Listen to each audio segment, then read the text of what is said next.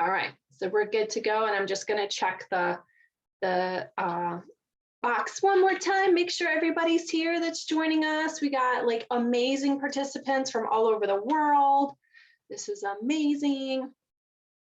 All right. Okay, so Dare to Date Again Masterclass. I'm Terry, so I want to welcome you. So my intention today, y'all, is to give you some tangible exercises and give you some takeaways from today that are really going to change your life. I personally have been through divorce and I've made all the common mistakes that just left me completely devastated legally, financially, and emotionally. But I wouldn't change it because it was also the start of my journey to healing and finding a new path and finding really who I was always meant to be all along. So my intention is to give you some keys to healing from your divorce and other traumatic events in your life so that you can create new relationships that are amazing and everything that you desire in this new chapter. So it's interactive. So I'm going to be asking a lot of questions. We're going to be sharing some things. I try to make my workshops, every workshop's different. If you see the same thing come up over and over, it's different depending on the audience because I tailor it to meet the needs. So you'll always learn something new every time you join. So who is this for? Okay, so this workshop is for you if you are successful professionally, but your intimate relationships are a hot mess, you're wanting more confidence, energy, and you want to feel at peace no matter what's going on around you, whether you have a high conflict ex or not. If you struggle with boundaries, this is a great workshop for you. You constantly find that you're second guessing yourself. I'm going to give you some tools to help with that. You feel insecure.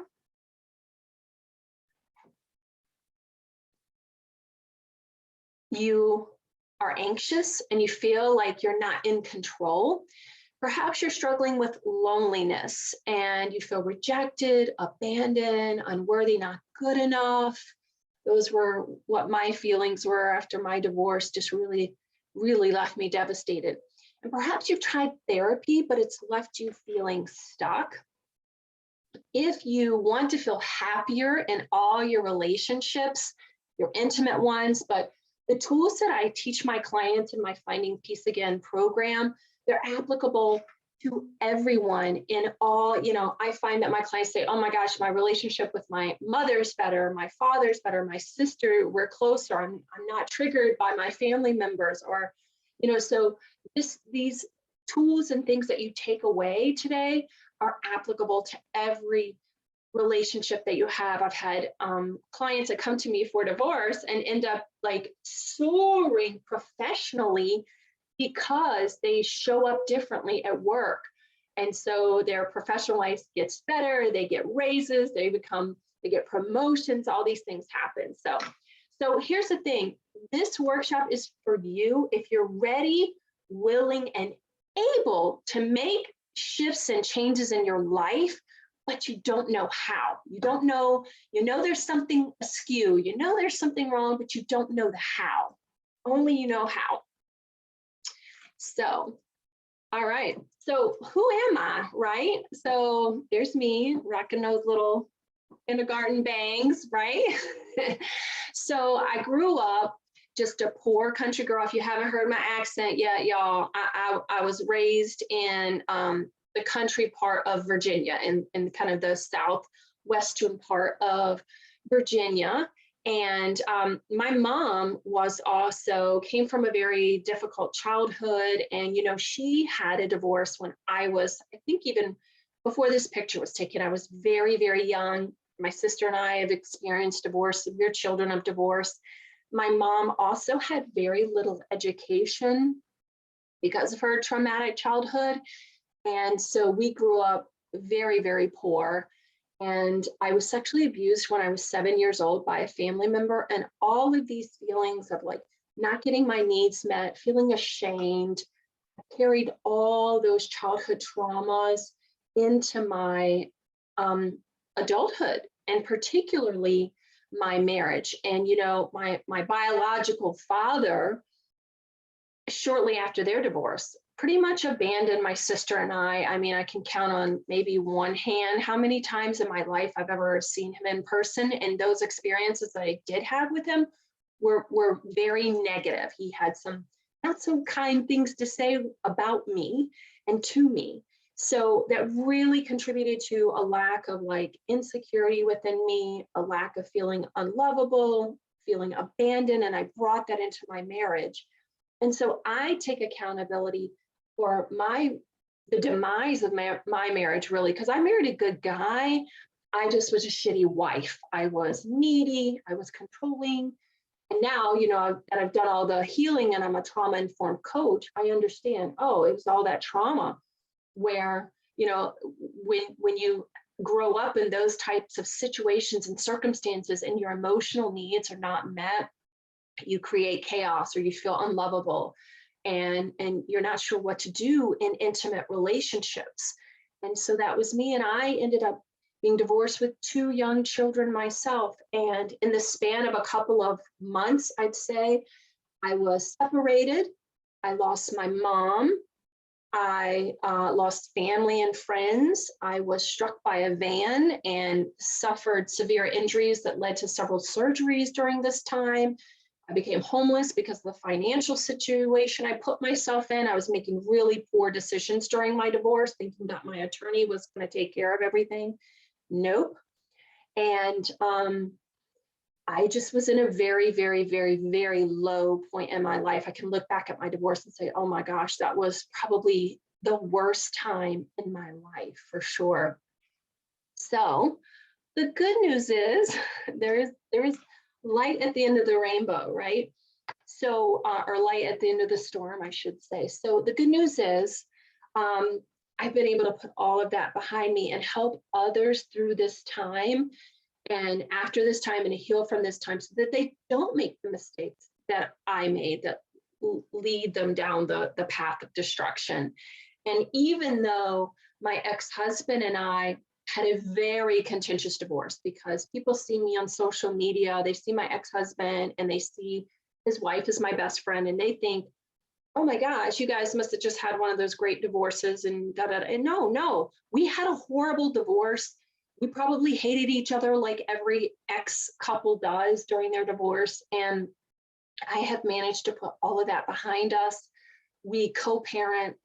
We are together, I'm remarried. I've expanded my family. I'm so proud of that. I've got a little girl that I love.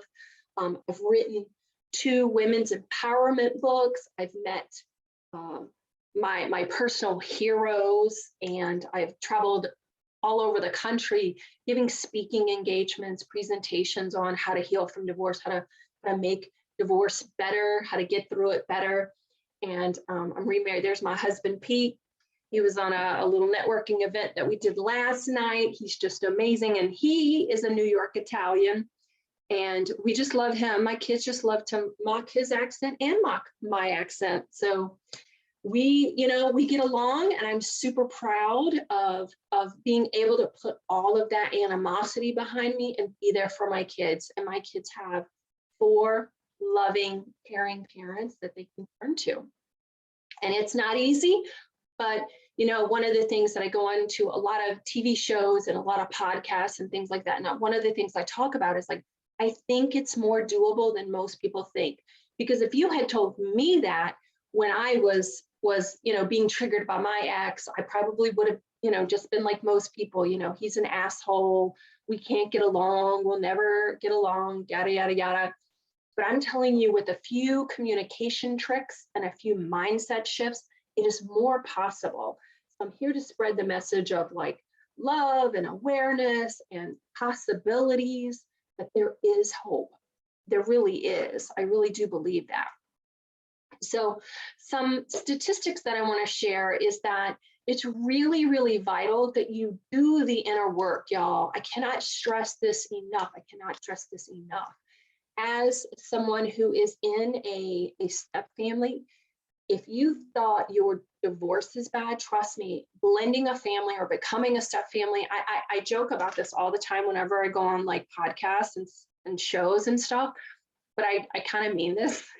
I said, I'd rather be hit by a van again and go through all that again than to go through becoming a step family, ending out our family and going through that in the first 2 or 3 years.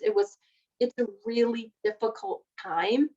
And so I understand why second marriages end at a rate of 70%. I mean, it's real easy for people to say, oh my God, I married an asshole. I married, my ex, I missed all the red flags, da, da, da, da. But the truth is you're going to bring baggage in from your relationships. You're going to bring your new spouse is going to bring in baggage from their relationship. So it's really, really key that you grow from that and you learn some new tools and you learn some new ways of being in a relationship so that you don't repeat the mistakes. I trust me, I've been there, and I have had to whip out every tool in my toolbox, trust me.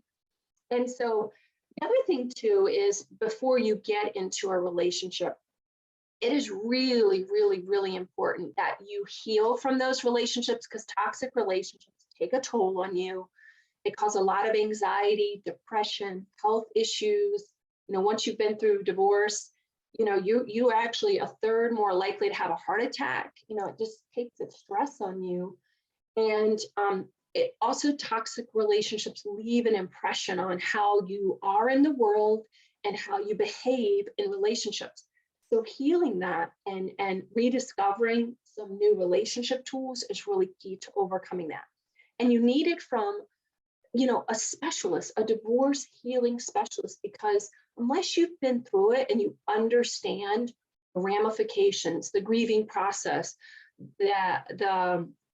what it's like to have a high conflict ex, or what it's like to blend your family, it's really difficult for people on the outside to understand our experiences.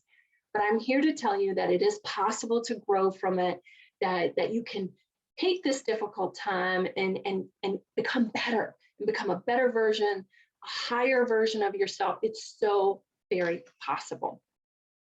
So what are y'all going to walk away with today? So you're going to learn how to feel more secure and confident.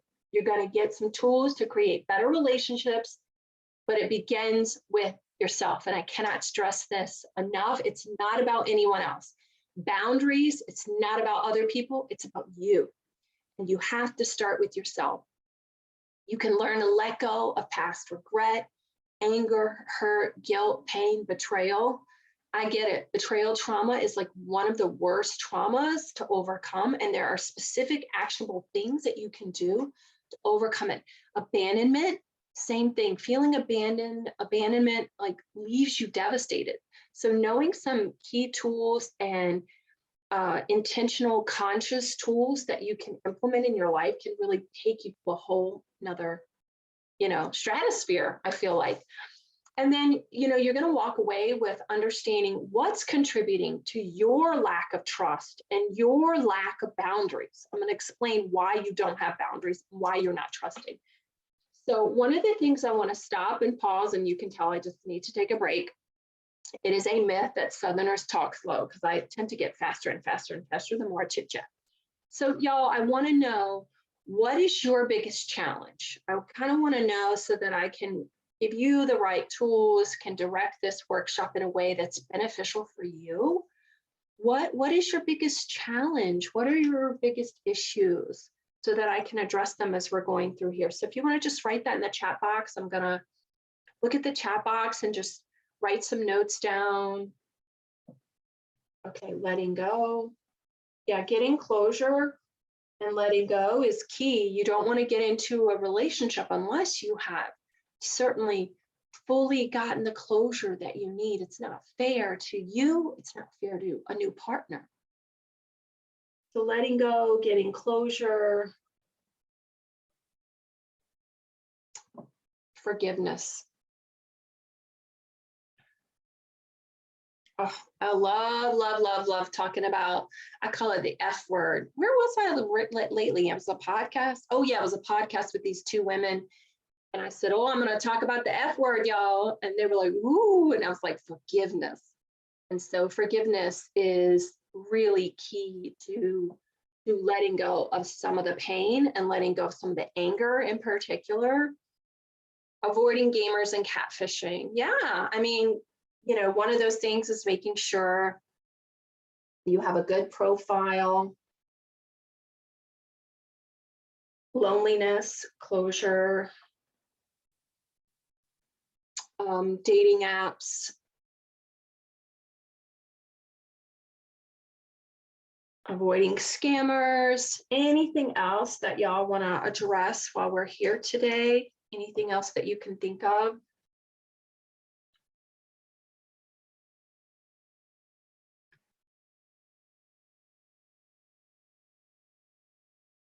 Okay, so dealing with past traumas. Yes, traumas definitely impact our current relationships, and that was a big part of my issue.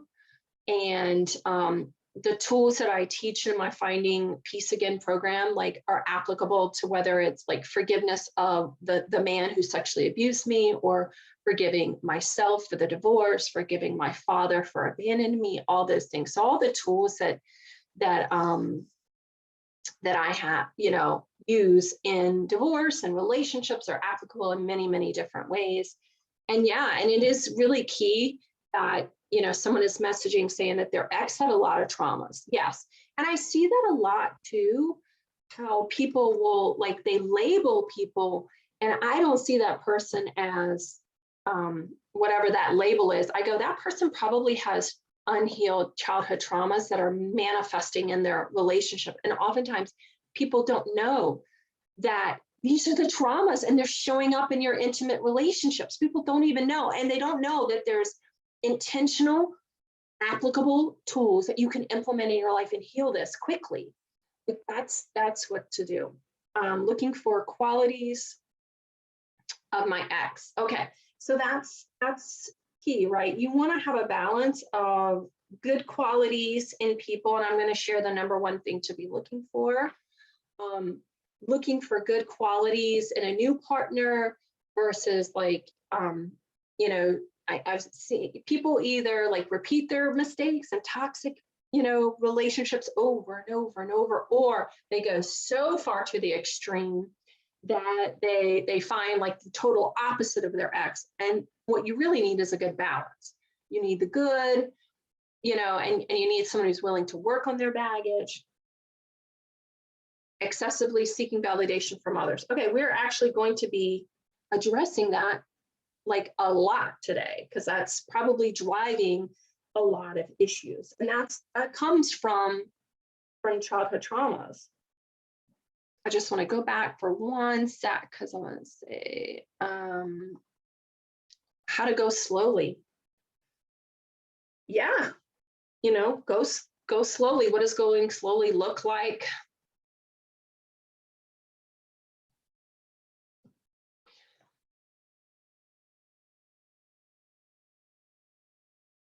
Yeah, how to deal with kids. Yeah, either difficult kids that won't. Okay, so a couple of you guys that are asking me about the letting go and acceptance, I actually address that really, really, really heavily in the Finding Peace Again workshop. So I also can send that out too, a recording that I did where I specifically addressed, I got a whole section on that. So definitely want to check that out as well. So I think that's really important. Okay. And disclosing yourself. Okay, and that all goes to boundaries too. Y'all are asking really great questions. Super. All right, awesome, y'all. All right, so some of the things that I see with people is blaming the ex for the failure of your relationship. So it's really important that you understand that blame leaves you powerless. When you blame others, you give up your ability to grow and move forward. So it's really important that you take accountability for your relationships and the mistakes that you made. And, I talk to my clients about taking an autopsy of their marriage. What was the good stuff? What was the bad stuff? Where were the signs that you missed? where didn't you speak up when you should have, spoke up? And it's not, and really, we're not here to talk about blame. We're just talking about what were the mistakes that I made so that I can show up differently in my next relationship. So if you were, oh, I'm just going to go along to get along, and then you lost yourself in your marriage, that's an issue, because you have to be able to speak up and be your authentic self in order to have a happy, thriving relationship. So it's really, really important that you look at, what was my role in the relationship. It's really not about, blaming the other person, although, I mean, I think the other person, of course, made their mistakes. And whether they own up to it or not, like, we have no power over that, but we can own up to, like, what were the red flags I missed, or where did I diminish myself in that relationship to make it work? Or where were some things that, like, I needed to shift to make the relationship grow more so. So it's really important that you do that, because the thing that I want to, tell people is, like, repeated toxic relationships continue to do damage. It really does do mental health damage. You start to question yourself. You start to not trust your own instincts. You start to second guess yourself. It causes anxiety. It causes loneliness. It causes those health issues that I was telling you in the beginning of this. So it's really important that you heal from this, because it can affect you physically and mentally. So one of the things, so one of my clients, John, was in denial about, when he came to me, we kind of looked at, like, okay, well, what was going on in his relationship? And the issue was, he kind of was, like, again, one of those nice guys. He just wanted to please his wife. His wife was kind of more of the headstrong, to kind of a take control, strong kind of woman. And he just didn't speak up. And slowly over time, he lost who he was in the marriage. And, when it comes to that masculine and feminine energy, we need that balance. And when you lose yourself, it does diminish the relationship. And so by him not rocking the boat and just going along, because it was easier to, like, not really say his feelings, resentment started to build up. And resentment is the #1 relationship killer. And then some negative communication patterns started to occur over the relationship. And by the time people go to get marriage counseling, it's too late. There's years and years and years and years of resentment built up, and people just can't put their walls down anymore, and they can't seem to rebuild again. So it's really important that you start off as your authentic self, and that you know who you are and what you're willing to tolerate, what you're not willing to tolerate, what your boundaries are, and that you're willing to speak up for yourself, because that's a big mistake I see people make. So mistake #2 that I see in relationships is looking to others for validation. So you jump too quickly into a new relationship, and you expect these short-term and enjoyable experiences. And, one of the things I tell my clients is, like, you really need to look at dating as a way to learn about yourself. Dating is, what am I learning about myself? What are my likes? What are my dislikes? What are my boundaries? And when we know who we are, you show up differently and authentically. So you have to love yourself above all. That's why I was playing that song at the beginning of this song, Love Me More, because you have to love yourself more than you love anyone else. Because if you don't, then you put your own needs aside, and it becomes this energetic dynamic where you're not authentically being yourself. And I'll explain that kind of in a little bit differently, and it becomes manipulative. And I'll talk about that in a little bit too, because when you're looking for validation from others, you're not doing things from a place of authenticity. You're doing it because you're feeding your own ego. You're feeding your own need to be liked and validated. And that's not a true place. we want to show up in our relationships because we want to be there, because we're our authentic selves. When I, agree to go to a networking event, it's because I want to be there. I don't do it because I'm obligated to do it. And when you do, you're resenting it. And energetically, people sense that. And also people sense and if you're using people to get that validation, that's not a true sense of a good relationship either.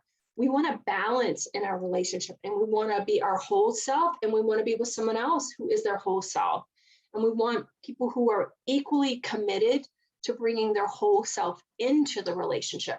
So if you haven't done the work on yourself and you're seeking validation from others, like I said, that brings you down personally and in your intimate relationships, and it definitely brings you down professionally. I got a client kind of story about that, where that happened actually. And so the key is to understand, as you are going through dating, and even your ex, right? If your ex triggers you, if something happens, if you're ghosted and you get triggered, here's the thing, y'all. Negative emotions serve a purpose. Life presents you with people and situations to reveal where you still need healing. So whenever I'll use me as an example. So I'm very transparent about my own journey and my own healing. So whenever I'm feeling judgmental about somebody, or I'm feeling triggered about something, I don't look to that other person. I look inward and go, okay, what's in me that I need to address, where I still have some healing, where I still have some growth to do, where I still need to let go of that belief. And, I tell my clients, I kind of have my defaults. One of them is like not feeling safe, and the other one is feeling unlovable. So generally, if I'm triggered, it usually goes to those kind of deep down emotions. And of course, I pull out my toolbox and I do my tools that I can overcome that. But if you understand that negative emotions are there to teach you something about you and your healing, it's life-changing. Every time you're triggered, every time you're angry, so when you get angry, get curious. Oh, what's really going on? What's really going on here? So for me, my loneliness was the start of my journey. So, and I teach this a lot with a lot of people.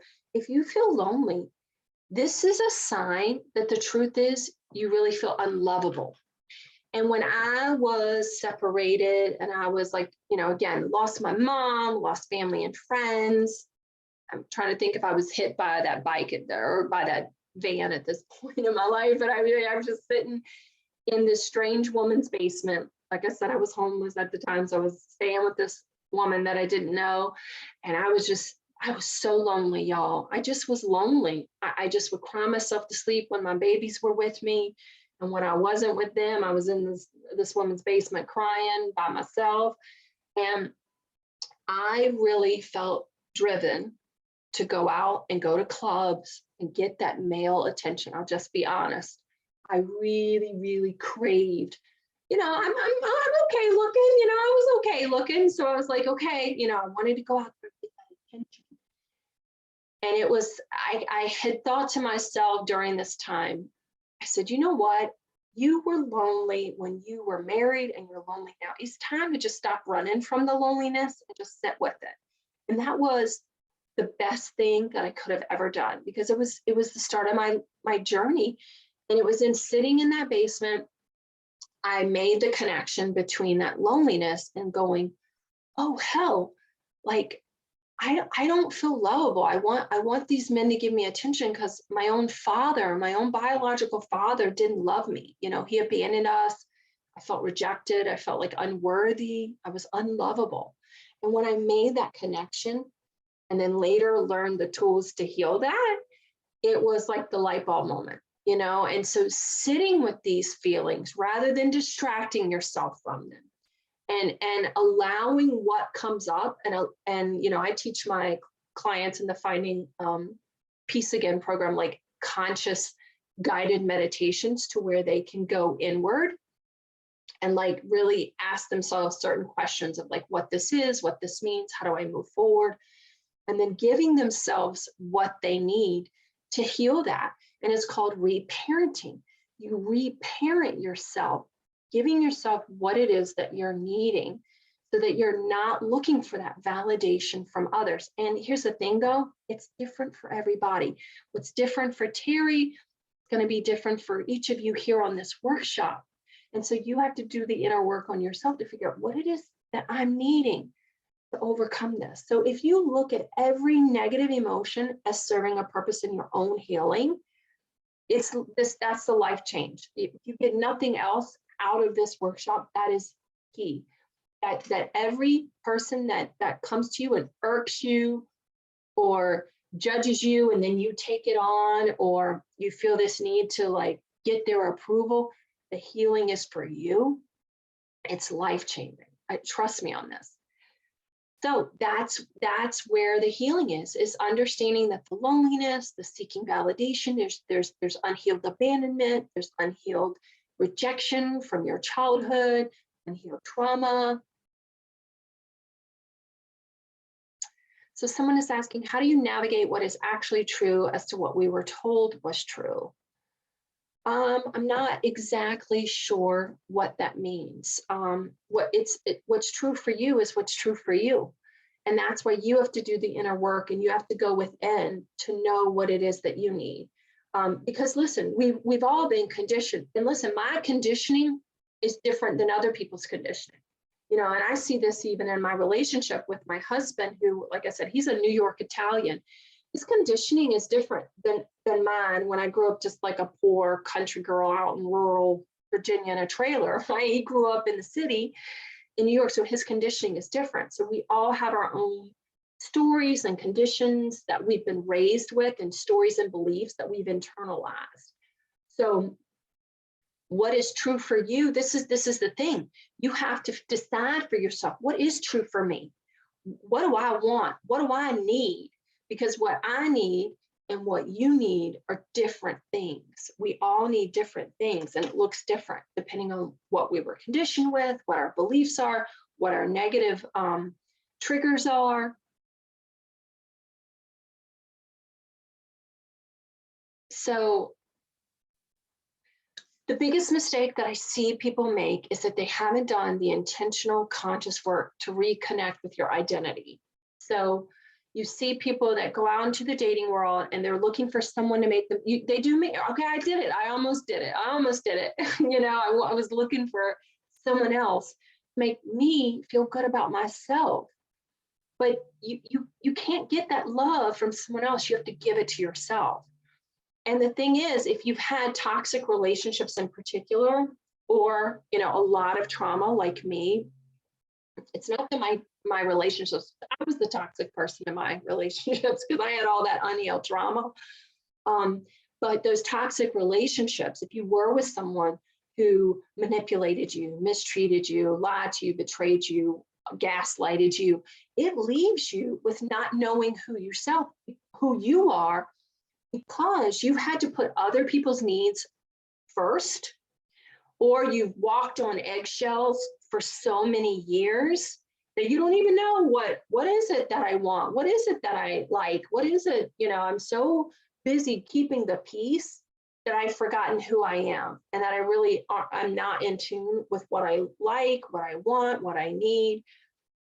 Or you've suppressed your own emotions for so long that you're not sure who you are anymore. So it's really, really important that you do the intentional, conscious work to know who you are. Because I'm going to talk about that, like, you know, boundaries. A lot of people go into the dating world and they have not done the intentional, conscious work. Good Lord, I would even take some time myself if, like, God forbid, something happened to my husband and I or something, and I had to go back into the dating world. I would take some time. And I would like reconnect with like myself independently and who I am, to know, okay, I might need to reframe some of my boundaries, or I need to renegotiate, like, how am I communicating my boundaries with others anymore? Because who we are individually is different than who we were in a relationship. So we have to reconnect with that and learn who we are and what we need. So, like I said kind of earlier about like defining how that trigger, that negative emotion that you had, it goes back to your youth. And listen, I get a lot of pushback about this, y'all. You do not have to have a childhood that was filled. People have kind of misunderstood what trauma is. And what's trauma for one person is not trauma for another person. There's something called little t trauma, where it's just where perhaps you were raised with a mother who maybe resented you, or you had parents who were unable to give you the emotional support and what you needed at the time. And sometimes it's subconscious. I mean, I do believe that our parents did the best that they could with what they had. Our own parents had their own issues and their own things, and they weren't properly emotionally prepared to raise children. I mean, really, honestly, our parents do the best that they can. And so I'll give you a good example of this, where our parents, do the best that they can, but some of us might be emotionally sensitive children, or our parents, through their own issues, were emotionally unavailable to us. And so our first relationship is with our parents, and it shapes our perception of what love is. And the truth is, sometimes, like what I was doing, I was looking for men to fill that void in me that my father didn't give me. So I was looking for a man to give me all the love that I didn't feel. And here's the thing, and I actually have a lot of married clients, y'all. They come to me contemplating divorce, and we work on healing that unhealed trauma. And the truth of it is, they go, oh, I can give myself what it is that I'm seeking from my partner. I'm seeking this validation from my partner. I'm seeking this love from that was me, right? I was, like I said, I was controlling, I was needy, I was like an unending pit. Like, no matter how many times I asked my husband, do you love me? Do you love me? Do you love me? Do you love me? Do you think I'm pretty? Do you think I'm like all of that? We're looking to our partners to fill that void in us. But I'm here to tell you, you can fill that void within yourself, and you absolutely should before you go out into the dating world, because you're going to find either a partner that is going to repeat a toxic pattern that your parent did. I bet if some of y'all will look back and realize, oh shit, I married my dad, or I married my mom, and you realize, oh, some of these red flags that we have, they actually feel like home. For example, I'm going to give you two examples of clients that were in my Finding Peace Again program. James came to me because he had tried numerous times to leave his toxic marriage. And this was a woman who would leave him and then go get a boyfriend, like immediately go in and move in with a man, and then come back to him and the kids. And like, this was kind of a cycle that they had. And the thing was, again, initially, when I initially talked with him, and he was like, oh, I don't have trauma, blah, blah, blah. But it turns out, he really did, because it was his relationship with his mother. His mother had married an alcoholic, and there was a dynamic there where the father would go off on these benders, and the mother, when the father was gone, would lavish her son with attention and give him attention. And then, the father would come back, and then all the attention would go on to the father, so that, you got to placate the father so that he doesn't get drunk and doesn't cause chaos and da da da da. And this would repeat. So he had a cycle of his youth where it would be attention, abandonment, attention, abandonment, attention, abandonment. And so I showed him how that pattern from his childhood is showing up now in his marriage. That's why it's so difficult for him to leave this relationship with his ex-wife, because this feels like home, this attention, abandonment, right? So teaching him how to break that cycle and forgive his mother and forgive his father and heal that allowed him to break that cycle once and for all, along with some other activities too, like mindfulness, reparenting exercises, allowed him to break that. And then now, like I said, y'all, he's flourishing in his business. He owns his own business. He's like totally flourishing. He's totally honest. He's just dating just for fun, not really anything serious, because he's got 4 kids and he wants to focus there, but he feels happy now because he's not on that like emotional roller coaster of a toxic relationship. And another, so I'm going to give you an example of a client that I have that on the surface, it doesn't look like there's any childhood trauma, but there were, initially he came to me, and when we kind of dove into some of his conditioning and some of his beliefs, the truth is his family, again, because they're immigrants that had like, they worked hard, you must be successful. So his worthiness was dependent on outside accomplishments. He never felt unconditionally loved by his parents. Again, they did the best they could. They provided the best they could. These are subconscious things that they passed along to him, though, that he didn't matter unless he was like earning a certain amount or doing a certain thing or going to the best schools and getting the best grades. And I mean, there were some significant things that they said that were pretty, if you were to say to a child today, would be pretty, kind of make your eyes go, whoa, whoa, whoa, you know, that's a pretty harsh thing to say and do. But again, they did the best they could. He felt loved, but there were some needs that just emotionally didn't get met. And he also had a couple of significant traumatic events that occurred in his childhood that he hadn't processed. He hadn't processed those emotions. He hadn't really processed how they were showing up in his intimate relationships either.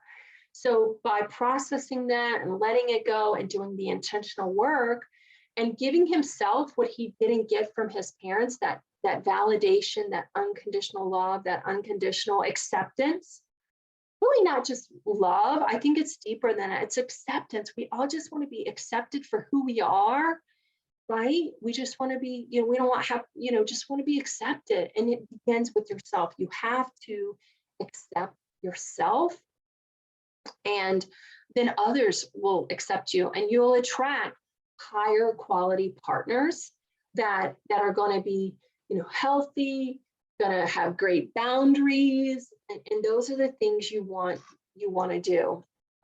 So I had an example here of Laura. Okay, so Laura, okay, so this is interesting because how she showed up, someone said here earlier in our program on this workshop today about how like they're constantly seeking outside validation, right? So Laura did this in terms of like when she was dating. So her love language was like gift giving, right? So this is where that love language and trauma, if you've got trauma, it can kind of get skewed. And so she would overgive in relationships and hope that these men would accept her and love her.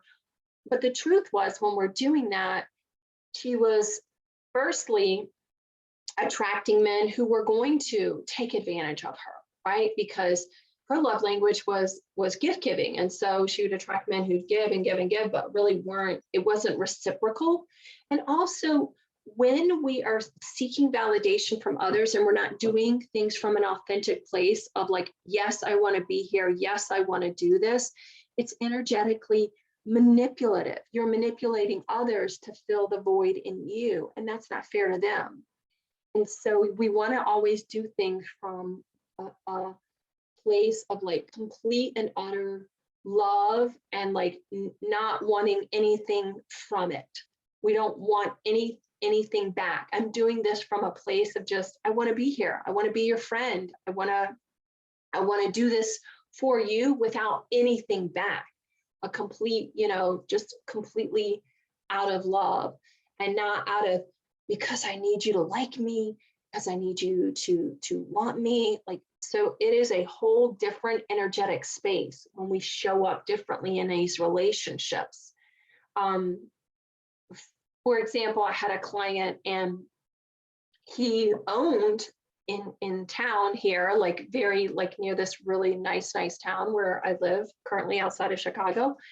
And he owned this like really like big famous business. and he's the CEO of his business. But here's the thing, y'all. He had the nice guy syndrome. He had this need to be liked. And the truth was, he would, his employees would come to him with like these petty disagreements or petty things and da da da da da. And over, again, we were working on his intimate relationship and healing from his divorce. But over time, he started showing up differently at work. And he no longer, because what he realized while working with me is the reason why he was doing that is because he could be liked. He wanted to be liked by his employees. But the truth was, y'all, it was undermining his ability to be a leader. Because leaders, we look to our leaders to have good boundaries.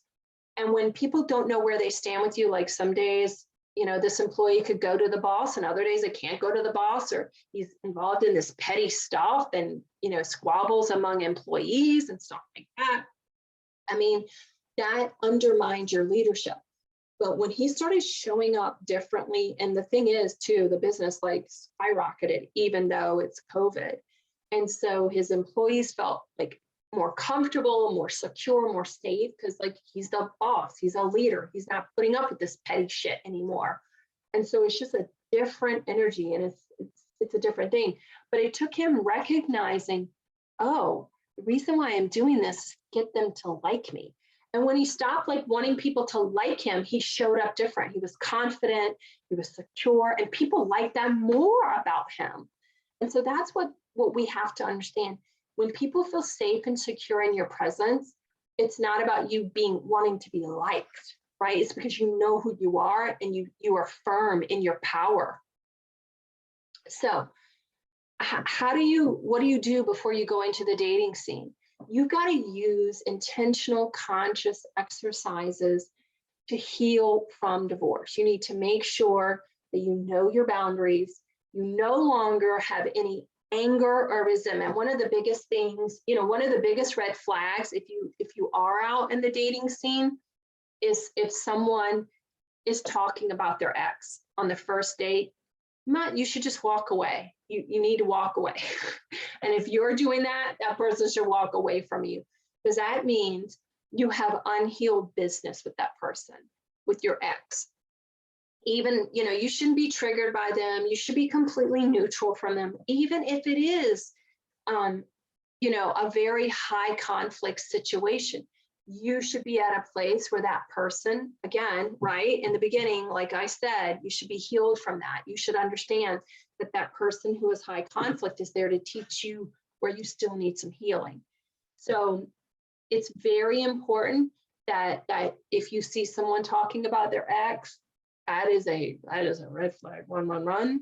And if you still have like you're finding yourself on those first dates and you're talking about your ex, you've got some work to do. You need to do some work. You shouldn't be doing that. So also a strategic program of gratitude and mindfulness.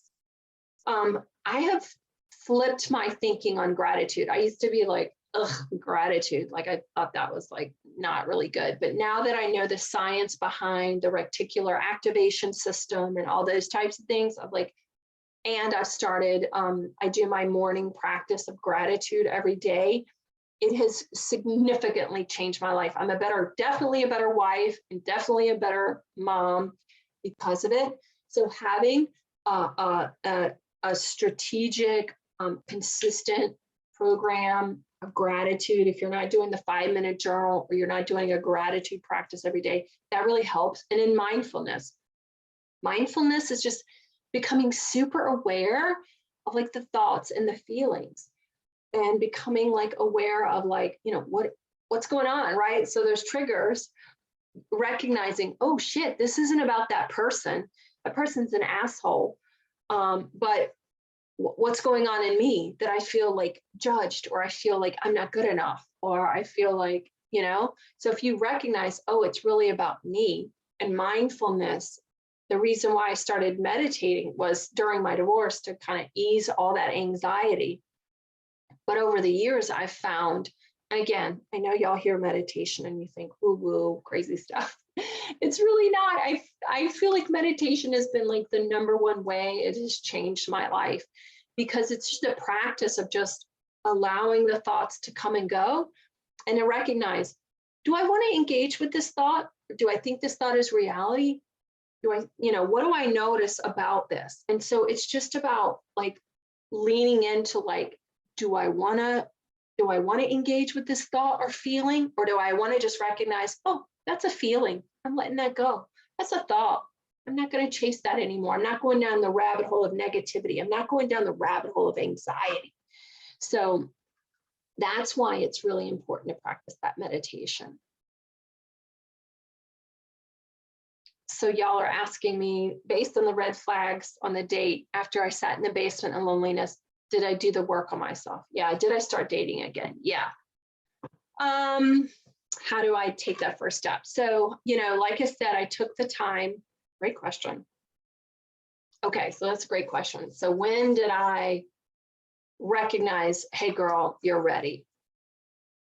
It kind of happened by accident, to be honest with you. I did things to fulfill myself in a healthy way. So again, I made a lot of like shit mistakes that most people make during divorce, like being like not great at negotiations, letting too much shit into my like attorney's hands, and not being the CEO of my divorce, and like not being resourceful, not looking for alternatives. There was a lot of bad stuff that I did during my divorce. Probably the two best things that I did during my divorce, and like kind of like, because again, my divorce went on for 2.5 years, y'all. I kind of left that out at my thing.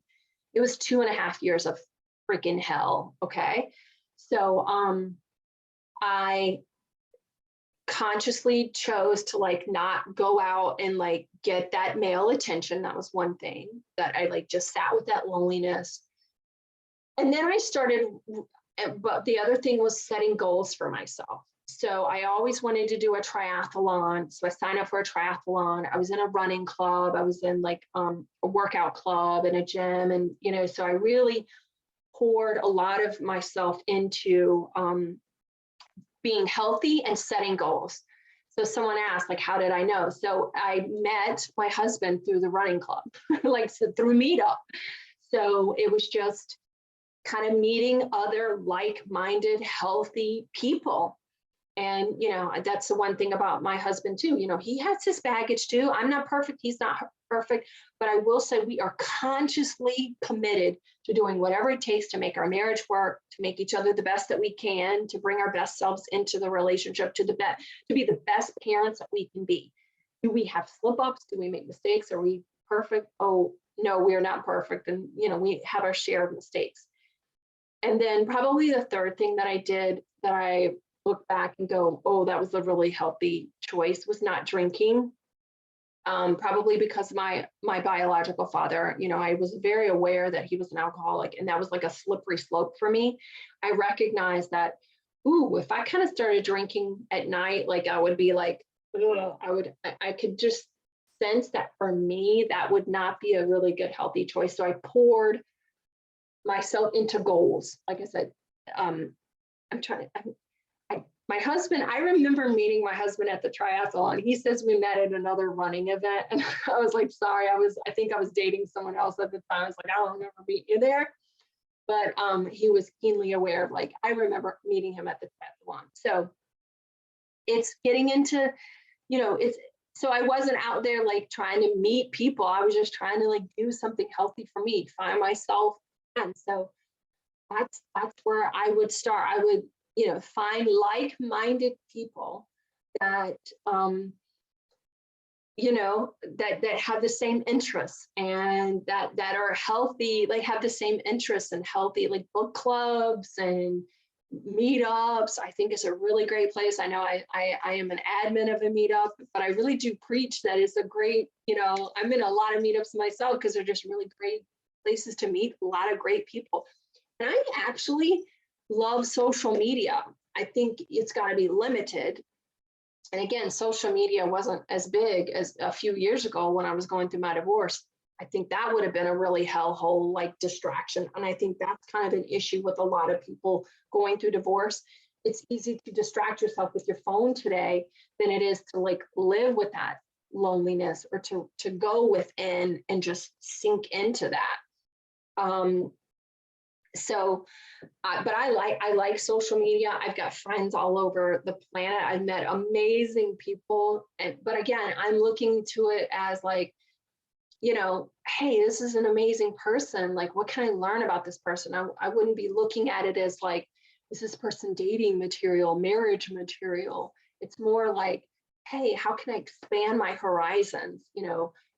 Well, what is this person like? I just become really curious about that. So I think Meetup is a great place. You should be looking for people who are like-minded, who have the same core values. So that's the next thing I was going to say here. Great question. Yeah, I think, yeah, my husband says we met at like this like 10K race. And I was like, yeah, I think I had a date. I don't remember you. But I definitely remember I met that triathlon because we swam together. So that was fun. Oh, y'all made me think of like a good memory. I'll have to share that with him today because it seems like so long ago. But so one of the things I would invite you to do before you head out there and you start, again, it's about, you've got to become crystal clear on your boundaries. And you've got to do the intentional boundaries work. And so in the Finding Peace Again program, like, that's the thing. I give my clients a core values assessment. I've taken that assessment. I've given it to my husband. I've given it to my clients, because that way, okay, what are my core values? And does this jive with those core values? And the thing is, once you learn that, you understand, oh, that's why that job doesn't work for me, because my core value is all about creativity or personal growth. And this job is like super stifling, and it's super this, and it's super anti core values for me. So I'm not getting my soul nurtured. So that's really key. And then, I've got these healthy boundaries workbooks that you work through. And another thing is that you've got to do the inner work. You've got to do the self-parenting. I'm now not calling it self-care. I'm calling it self-parenting, because parenting yourself is very different than just caring for yourself necessarily, because there's accountability there in parenting yourself and giving yourself what you need. And then, because that's where the boundaries and the self-worth develop from. Because the thing that people don't understand is, like, every time you break a promise to yourself, you're telling yourself subconsciously, you don't matter, your needs don't matter, you're not worthy. So every time you say, oh, I'm going to the gym, and then you don't go to the gym, or you allow someone else to, like, hey, can you come do this errand for me? And you don't go to the gym, you're really telling yourself, oh, my needs don't matter, I don't matter. So you're eating away that self-esteem every time you break a promise to yourself. But if you say, hey, you know what, I can't run that errand today, I've already got plans, and you set yourself first, and you put that self-parenting in place first, you're telling yourself, I matter, my health matters, my needs matter. And you know yourself, you know what your boundaries are, you clearly communicate them, and you follow through. And that's that self-worth work. That's what I was talking about, that self-parenting. Because people make the mistake of dating because they want someone to take them out to dinner. They want to be treated. They want, someone to buy them flowers. Look, y'all, you got to date yourself. And I know that sounds cliche, but what does that mean? It means treat yourself the way you want someone else to treat you. So you want flowers, buy yourself flowers. We'll go out and have a nice dinner. Go get yourself a nice dinner. You want to feel indulged. Go indulge yourself. Self-parent yourself. Do the self-work on yourself so that you're telling yourself, I matter. My needs matter. What I want matters. And so when it comes to communicating those boundaries, the biggest myth that I see people make with boundaries is they think it's about changing someone else's behavior. Hell no, it's about taking accountability for your behavior. Notice when I said, oh, I have plans today, I can't come and help you with that. It's not telling the other person what to do or what not to do. Boundaries aren't, it's not about for other people. Everyone has different boundaries. So the boundaries are for you, but also B, nobody likes to be controlled, right? So when you try to control other people's behavior, they're going to rebel against that and they're going to be defensive. So like, this is a good thing if y'all have high conflict exes. You talk about like, oh, I will no longer be answering texts that have cuss words in them or whatever. I'm just coming up with something, but it's about you putting the parameters in place for your behavior and what you will or will not tolerate anymore. It's not about telling other people what they will or will not do. So I will no longer answer emails after 5 p.m. on weekdays. That's my behavior, what I will or will not do. And the thing is, like I said to y'all before, boundaries makes other people feel safe and secure around you because they know how to behave around you. They know what to expect. They feel very secure around you. It's like, oh, I know what the boundaries are. I know how she feels. Like, it gives you a sense of confidence around them. And then the thing is, you have to be able to follow through. And this is where the self-parenting and the self-worth work comes in. You have to do this self-esteem work, because the thing is, where I see most people failing is that people push back against your boundaries, because they will. Someone will inevitably email you at 7 p.m. and expect an answer, And so you have to determine that, hey, you know what? My needs are as important as that urgent email from that colleague as they are. And you have to be able to follow through. But the thing is, most people haven't done the inner work to follow through. And the minute someone pushes against it, they're, oh, okay, I want to be liked, or I'm not comfortable when someone's mad at me.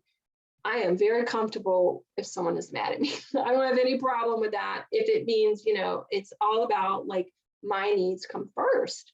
And it has to, because if you're not caring for yourself, who will? Who will take care of you? No one will. Someone will come along and take advantage of you and manipulate you. So you have to do the self-esteem work, I call it self-acceptance. I like self-acceptance better than self-love. Me time, free time versus me time. So, and that's another thing about like the self-care, that word has been corrupted so much lately that's why I'm trying to like go to self-parenting, because it's really about giving yourself what you need. I really need to rest. And that's just self, care. And I really need to put up some boundaries around work, because it's influencing my family. My kids are getting the short end of the stick because, I've got work emailing me at 10 o'clock at night, 11 o'clock at night. I'm not resting, You've got to make sure that you are taking care of yourself and that you're parenting yourself. And parenting means not necessarily what you want, but what do you need? What am I needing right now? I need a rest. I need to take a break. I need to breathe. I need to put up some boundaries around work, because it's taking away my kids or whatever. So so I want to, if you have a piece of paper and pencil, I want y'all, this is one of the exercises that's going to start building your self-worth today. So if you want to write this down, it's called the daily 1 times 3. This is something that you do. These are the conscious, actionable things that you implement into your life every single day. It's going to start building your self-worth. In a week, you'll start to notice a difference. So 1 act of self-forgiveness. And this is where I'll even just say, like, I struggle a little bit. Like, I struggle with this, is like forgiving myself. If the hardest thing probably in my own personal growth and development has been letting go. I call myself the queen of grudges. Again, that's from my childhood trauma, where I just can't let shit go, man. It was really hard for me. And so that is a conscious practice for me, is self-forgiveness. Okay, I made a mistake. I forgive myself. I let that go. And so it's a conscious act. Forgiveness, y'all, someone asked about the forgiveness. It's a conscious choice to let go over and over and over. It's not a feeling. Nope, it is a conscious choice you make over and over and over.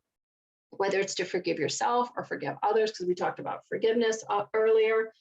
And when we forgive others, it's not about anybody else. It's about you choosing to be in peace, and not you're choosing to forgive. And again, some of my clients don't even like that word forgive, the F word, right? They call it letting go. You're choosing to let go of the toxic emotions that someone else gave you. Y'all, I'm gonna be honest. I forgave that. I forgave the child molester, child abuser of me before I forgave myself, because and it's. I think sometimes it's harder to forgive ourselves for our own mistakes. But forgiving him does not mean it absolves what he did or that it makes what he did right. And I think that's where people get confused. They think that it's absolution. Forgiveness is just choosing to let go of the toxic emotions that someone else gave you. I choose to forgive my ex, not because they'll ever be sorry or they'll ever, know what they did to me. It's not for that person, it's for you. It's because I just chose that I didn't want to carry that shame around anymore. I'm choosing to let go of this shame. I'm choosing to let this go. So forgiving yourself, if you struggle with that, I'm telling you, just one act of self-forgiveness every single day, and then one encouraging phrase to yourself. I find one of the places I think in the gym is where I kind of will try to really be intentional of look at you. You're rocking that shirt this morning. Ooh, you got that tiny waist. I'm trying to say those positive phrases to myself, or just you know what, you did that. You really did an amazing job of persevering and letting that and doing that, even though it was really hard. So encouraging phrase to yourself, something positive, and then one act of self-kindness. I did it this morning. I did it. So I'm struggling with a really bad headache today. And so I just asked myself, what would feel really good? And so I put some little mini chocolate chips in my yogurt. This one, I just wanted that kind of indulgence. It's just this act of self-kindness. And it didn't sabotage my diet, but at the same time, it felt very indulgent and very kind to myself. So I just feeling, so one act of, so that's your daily 1 times 3. So keep practicing that every day, several times a day, because we want to reframe all those negative things that you're saying in your head. What is the difference between forgiveness and acceptance? Oh my God, that is a great question.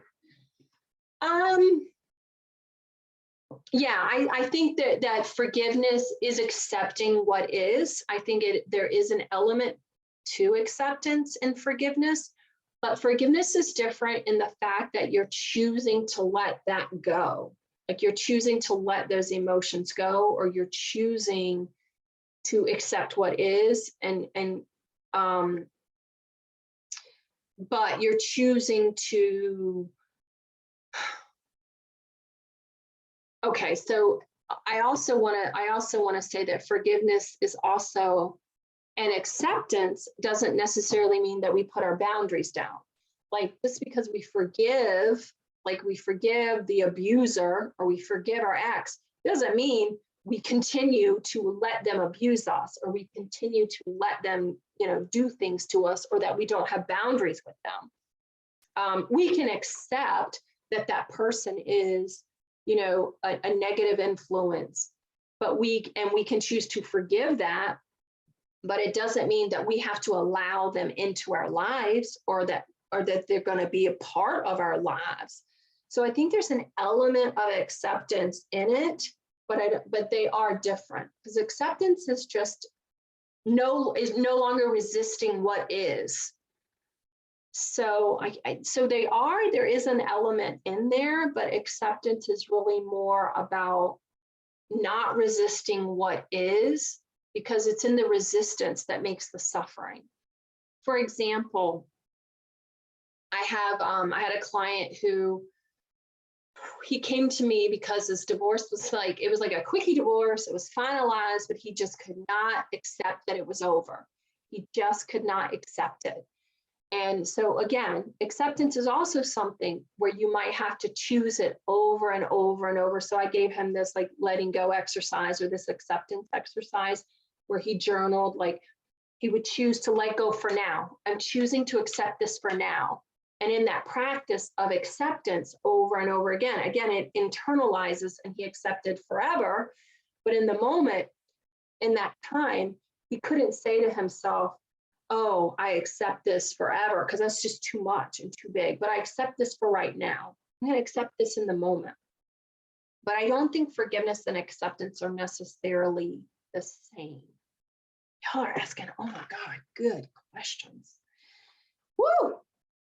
Good question. So, okay, so last slide, y'all.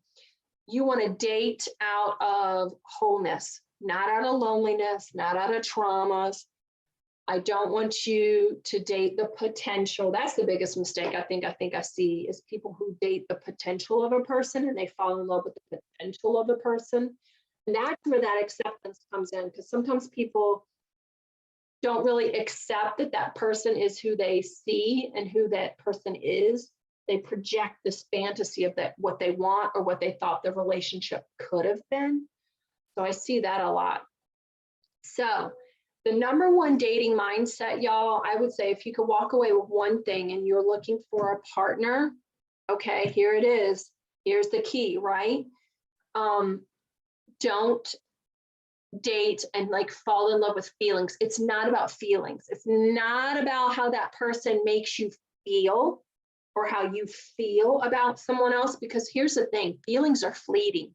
Feelings can change. Our feelings change every day, all day long, right? You want to date with this in mind. Does this person's actions align with their words? Do their words and what they say match with their behavior? I had a client, I don't want to talk about Bob now, I'm going to talk about another one, who came to me and she divorced. And she said to me, you know what, I would have saved myself a whole lot of damn heartache if on that first date, when I met my husband, he told me on our first date that he had, I don't want to, maybe conned is too strong of a word, but he had been lying to his parents and saying that he was in college and had taken that college money and was living off their college money or whatever, and totally dropped out of school. And wouldn't you know, so there was the red flag right there in her face, right? He had shown who he was on that first date, had conned and lied to his own parents. And did you cut to 5, 6, I don't know how many years it was later, he had gambled away all their money or something. So he had shown his hand right away in the beginning. So you want to look for someone whose actions and their words align, rather than how they make you feel. Because when we look back, and I was like, okay, how did he make you feel? Oh, he was funny and charming. He made me feel like I was the only woman in the world. And I just felt so amazing around him. But he showed you who he was in the end, and like took their money, stole their retirement, gambled it away or something like that. I don't remember the story, but so that's what you want to be looking for in your dating mindset. You want to be looking for, like, what am I learning about myself? And does this person's actions align with what they say? Is this person, and their core values, So, and here's just some of the people that are in my, or have been in my Finding Peace Again group program, y'all. That's why I say that program is so different. There's conscious, intentional strategies that you can implement in your life so that you know that you are ready for the dating world, so that okay, I'm wholly ready. I know myself. I know my core values. I know my boundaries because I did the 2 workbooks. So it's really, so here's just some of the beautiful things that some of the amazing souls have said since graduating from my program. So listen, I would love to know what y'all's biggest takeaway is from today. And if you wouldn't mind sharing it in the meetup group, you can write it in the discussion or in our Facebook group. It just helps when you see other people, oh my God, I attended the workshop today. I learned yada, yada, yada. I learned boundaries. I learned about childhood traumas, blah, blah, blah. So tell me, y'all, what's your biggest takeaway from today? You can chat, or if you want to come off on mute.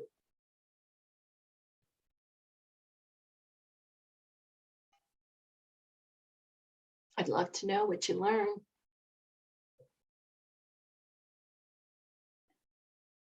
If you want to come off of mute and just say it, that's fine too.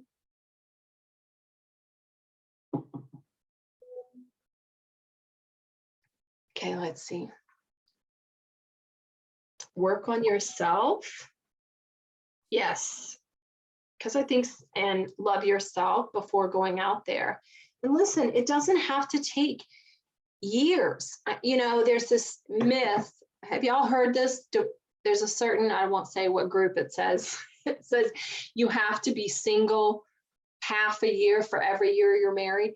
Well, y'all, the biggest divorce rate right now is among gray divorces, 25 plus years of marriage. So, you know, if you're going to wait 12 years to date again, that's an awfully long time to wait. And I think it's just doing, if you do the inner intentional conscious work, it can be a matter of weeks and months, and you get it back out there and you feel good again, you know? So work on yourself and love yourself. And there's some things that you can do, like I said, intentional conscious things that you can learn to love yourself. It sounds like woo-woo, and it sounds like, how do you do that? There are some things, like I said, the daily 1 by 3, that's one of the things. If y'all do that, your mindset will start shifting in just a matter of like a few days, a few weeks. If you start implementing that, the more you implement it, the better it is. Again, it doesn't have to be years and years and years. I really don't like that, because life is too short. Life is too short. You know, get out there, find a partner, find someone that like, you know, that is going to make you feel good, and that you're going to make feel good, and you can have a really wonderful, wonderful relationship. All right, what else am I seeing? Understand your own boundaries. Yes, amen.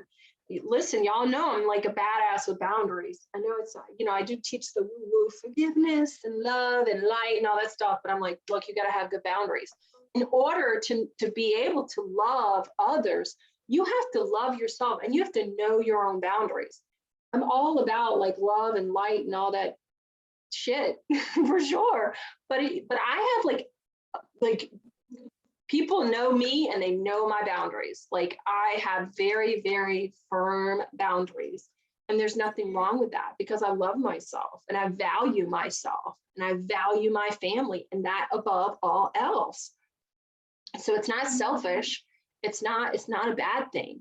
Most, you know, they did research on Buddhist monks and things like that, and those people have they have really firm boundaries, you know, because they've done the inner work.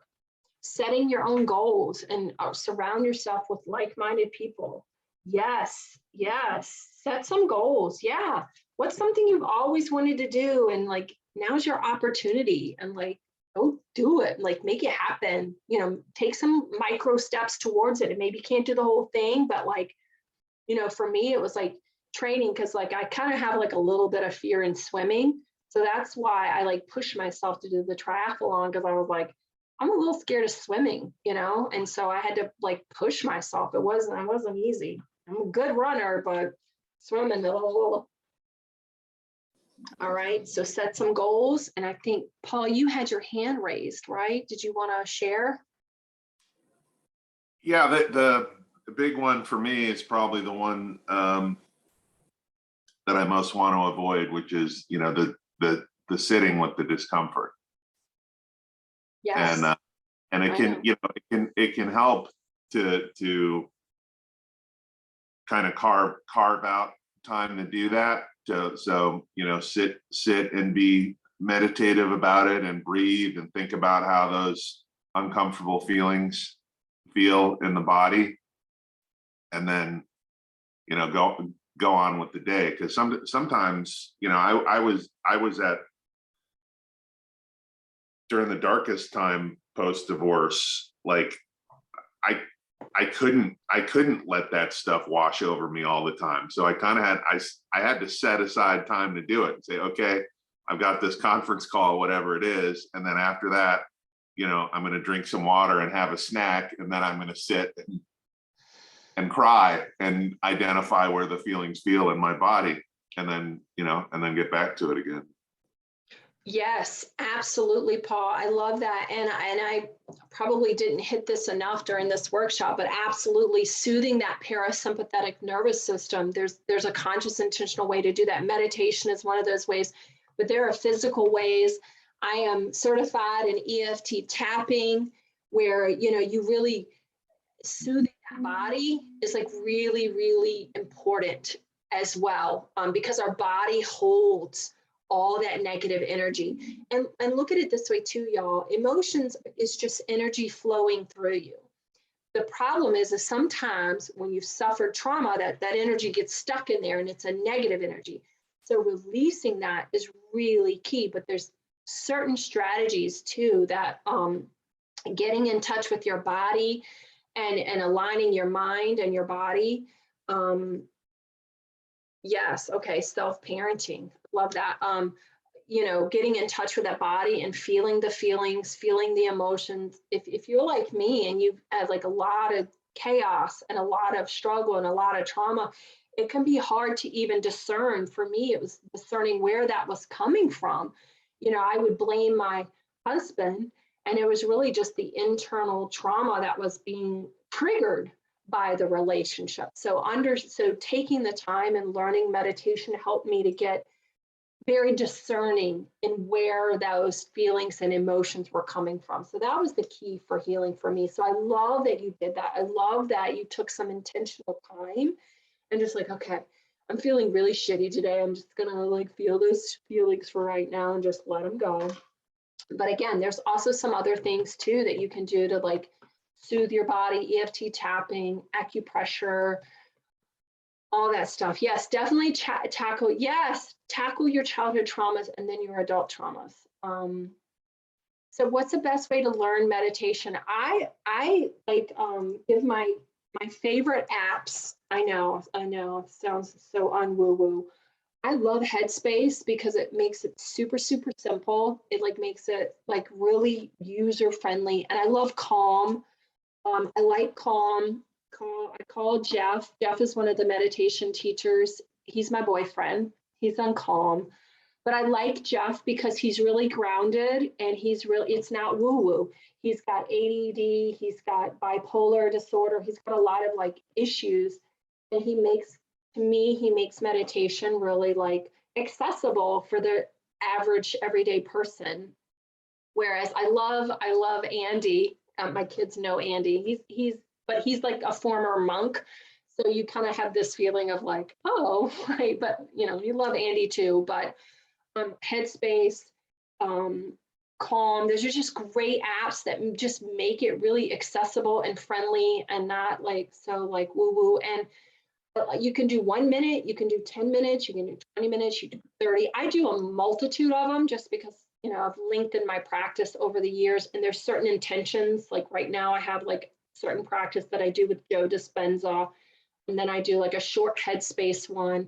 My kids love, if you have kids, and I will tell you, there's a huge difference between my youngest, who's grown up with meditation her whole life. She's a different kid. Like I was like, oh, this is definitely life-changing for children. What do they love? They love Breathe. So it's called, Breathe Kids. So that's the one they do. They do Breathe Kids, but we also do Calm and Headspace together. So it can be totally accessible. It doesn't have to be this woo-woo thing. Y'all, I'm a mom, stepmom of 5 kids. So if I can do it, anybody can do it. Just taking a little intentional time in your day, but it makes a huge difference. I'm so much of a better mom, so much of a better wife, just a better person. People don't want to be around me like without it. All right, so listen, y'all, just want to throw this out there. Listen, I have 3 complimentary phone sessions available for anyone that wants to learn more about you and your specific situation, and giving you some healing tools. It's the 3 surprising steps to stop second guessing yourself so that you can find a trustworthy partner that your kids will adore. And on this session, y'all, we're going to talk about, and you're going to learn how to feel secure and self-assured so you feel confident at peace no matter what's going on around you. And you'll learn how to heal from toxic relationships and childhood trauma so you feel great about yourself.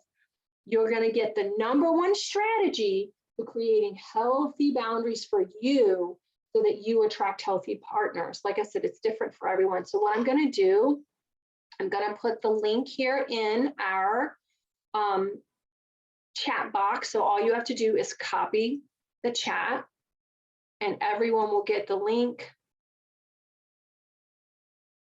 So someone says, I have a fear of rejection right now. Okay, so you've got to take some time. You've got to take some time and work through that and do the inner work on yourself, because that's the thing. You won't have good boundaries because you'll be so afraid of making someone mad or so afraid of being rejected right now that you will give in, or you'll dismiss the red flags, or you'll minimize the red flags. So it's really important that you do the inner work so that you go into that dating life with like, fuck you, you don't like me, too bad, so sad. Like, I like me, and if you don't, that's too bad. So you kind of have to have that attitude because you want to be confident and you want to be free, and you want to be free to be yourself. So that's really the key. So maybe sign up for a session and we can talk about like where that fear of rejection comes from, how to overcome it. So there's the listen, y'all, I'm putting you can just copy that paste, or you can just click on it and it'll take you right to my calendar, and we'll set up our session together so that you can feel free, you can feel confident, you can stop second guessing yourself. I want you to have like the partner of your dreams, and you can travel the world and you can go do fun things. Life is too short. Life is too short, man. It just is. So any other takeaways or anything else anyone wants to share? Again, I would love it if you wouldn't mind, y'all, just posting something in the Facebook group or in the discussion and meetup, just so other people see, hey, this is a great workshop. Come and join the workshop, y'all. So any other takeaways, anything else that y'all want to share that you got from today? And you can post things anonymously too on the Facebook groups now. So, well, listen, I know I've taken up a lot of your time. I really appreciate everyone. Please sign up for that link because I cannot wait to talk with y'all one-on-one, because y'all obviously are an amazing group. You've got some awesome questions. Like, God, this was deep stuff. So hopefully I will get to talk to y'all all one-on-one. So I'm also going to be emailing the link out too. So look for an email as well. So, all right, I'm going to let y'all go. Have a great week. Have a great Memorial Day weekend. I will see y'all soon.